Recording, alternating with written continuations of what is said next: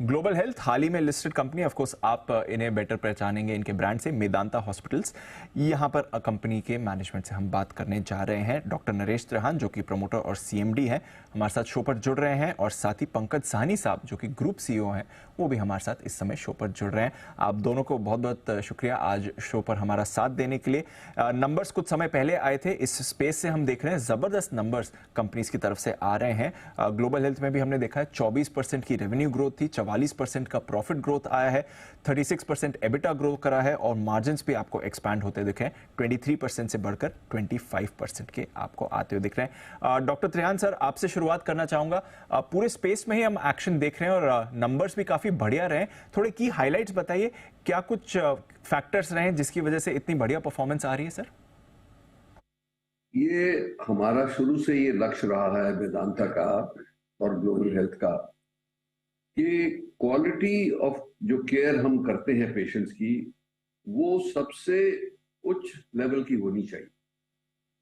तो जैसे लोग रिकग्नाइज करते हैं कि वेदांता में इस क्वालिटी की केयर जो दुनिया के लेवल की है या उससे भी बेटर है, और उसकी कॉस्ट जो है हमने कंटेन्ड कॉस्ट है, मतलब कि जो अमेरिका में वो कॉस्ट आती है जो हमारी आती है वो 1/10 होती है। तो अगर जो उन लोगों को ये विश्वास हमारे में हुआ है और उन्होंने सपोर्ट किया है कि ज्यादा से ज्यादा तादाद में पेशेंट्स हमारे पास आते हैं, दो कारण। एक तो जो हमारी मल्टी स्पेशलिटी एक ही प्लेटफॉर्म पे है, सो सबसे उच्च लेवल के स्पेशलिस्ट इकट्ठे एक ही प्लेटफॉर्म पे मिलते हैं सबको। दूसरा जो है कि क्रिटिकल केयर और जो मोस्ट डिफिकल्ट केसेस होते हैं उसमें हम स्पेशलाइज करते हैं। तो लोग जहां भी हैं हिंदुस्तान में, हमारे सराउंडिंग एरियाज में, अब as far as Africa, South East Asia, CIS countries, उन सब में ये विश्वास हो गया है कि अगर जो कोई कॉम्प्लिकेटेड मामला है तो वेदांता चले। तो इसीलिए ये हमारी सक्सेस इसी बेसिस पे हुई।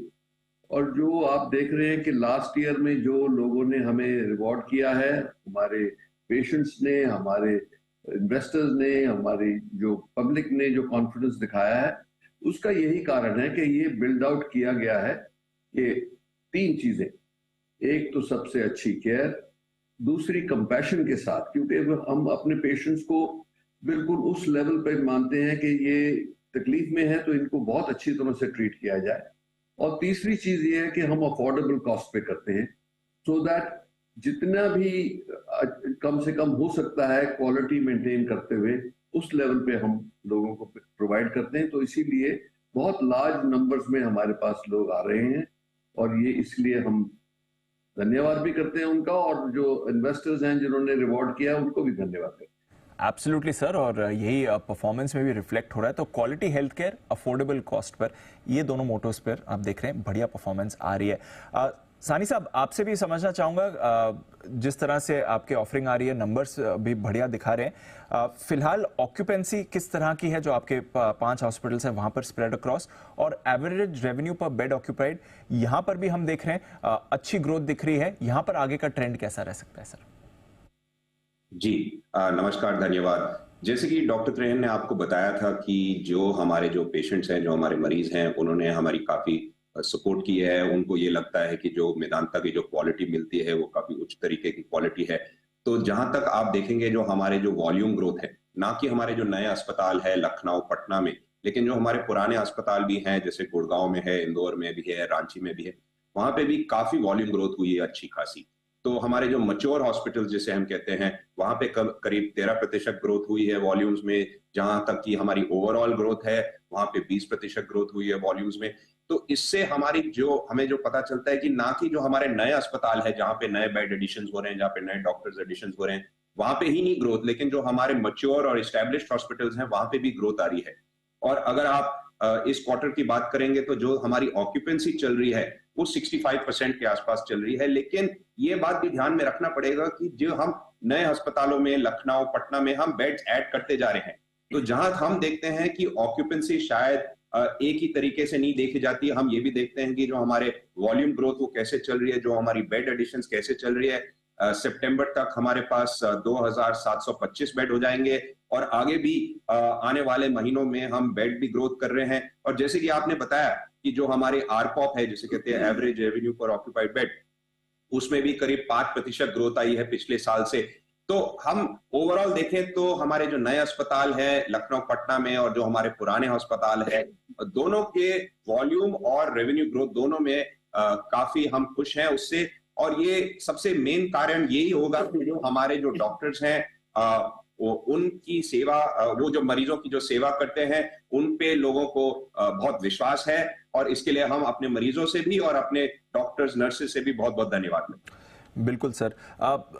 सानी साहब, आपने एक्सपेंशन की बात करी, टाइमलाइन क्या है जो लखनऊ का एक्सपेंशन हो रहा है, कब तक ये पूरा हो जाएगा? पटना एक्सपेंशन कब तक पूरा होगा? और जो नोएडा में नई फैसिलिटी लग रही है वहां पर क्या टाइमलाइंस है और केपेक्स वहां पर कैसे चल रहा है सर?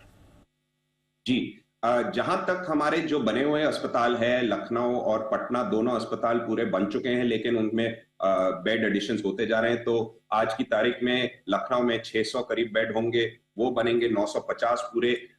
मेरे ख्याल से मार्च तक और 150 बेड आ जाएंगे लखनऊ में, वो अभी बन रहे हैं। जहां तक पटना की बात है तो सितंबर में पटना में 350 बेड है, वो अस्पताल बनेगा 650 बेड का। वहां पे भी हमारे पास करीब 50-60 बेड और आएंगे आने वाले महीनों में। तो मार्च तक ये भी 400 बेड के आसपास हो जाएगा अस्पताल। जहां तक नोएडा की बात है, वो हमारा अस्पताल 550 बेड का होगा। वहां पे ऑलरेडी हम करीब 300 करोड़ वहां पे हम खर्च करने जा रहे हैं आने वाले महीनों में। और वहां पे जो टोटल बेड स्ट्रेंथ होगी वो शायद फाइनेंशियल ईयर 25 तक पूरी हो जाएगी। तो जो हमारे 2700 बेड के आसपास है वो या 3,500 या 4,000 तक पहुंच जाएंगे फाइनेंशियल ईयर 25 तक।